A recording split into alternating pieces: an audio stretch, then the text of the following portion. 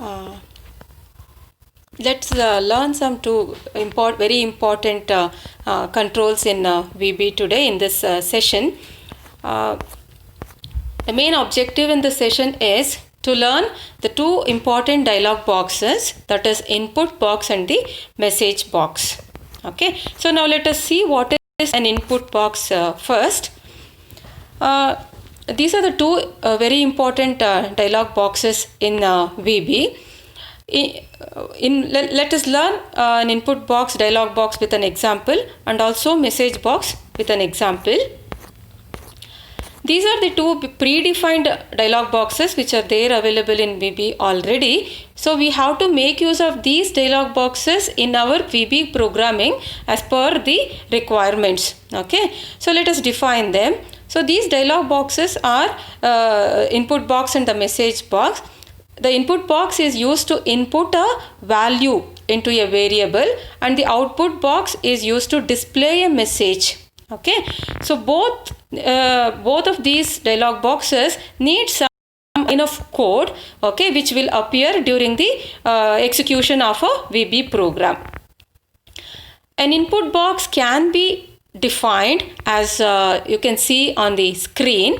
So it can be designed or defined as you can just read that line, command X. Okay, so X is a variable, so that is equal to input box which you have to type in.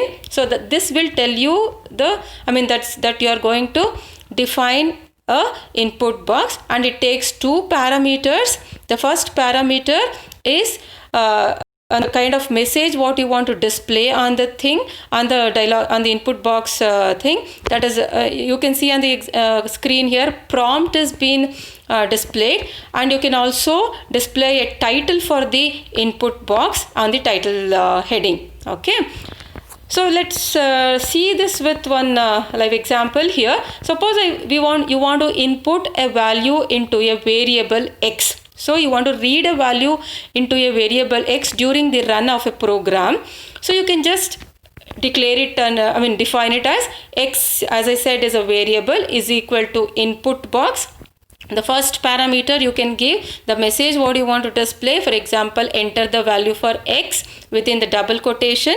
Okay, then the second parameter you're doing some kind of calculation, so you can give calculation as the title for the input box. So this is a simple line of code to define the dialog box, that is the input box. So what we learned how to define a input box. Okay, so this can be used to input a value into the variable during the execution of a VB program. So let us learn one more type of dialog box, which is called as the message box. So now you saw how to input a value to a variable. Now let's display how to display a message. Okay, so these are the, as you can see in the screen, there are different types of message boxes that you can display. One is the VB critical. These are predefined ones which are there already defined with the icons, like you can see the third column, the different types of icons for it. Depending on the kind of message you are displaying, you can display the corresponding icon on the dialog box. Okay. The available commands for the message boxes are, these are again the predefined ones. You can choose whichever type you want.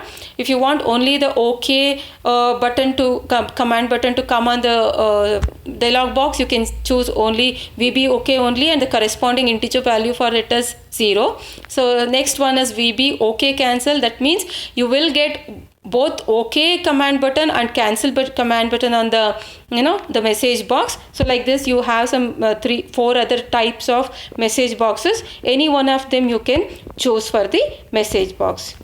You can just memorize them.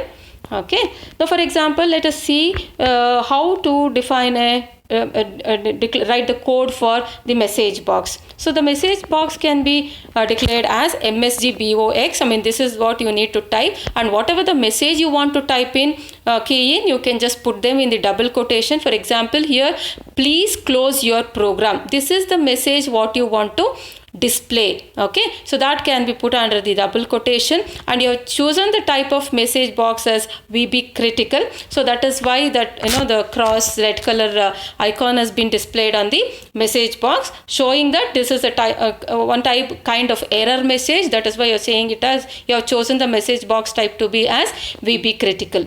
Okay, so this is how you display a message using the message box dialog box. Okay, so there are certain questions which are there for you students. You can just try to answer them. The first question is, which function displays a pop-up window? You can just recall your the concepts what you have learned and try to answer yourselves, please. The second question is, which is not a standard dialog box? The options given are color dialog, font dialog, open dialog, and zoom dialog. Okay, so learn the answers, students. The third question is, dash and dash functions are used to add predefined dialog boxes. Okay, so this is one more question. Thank you.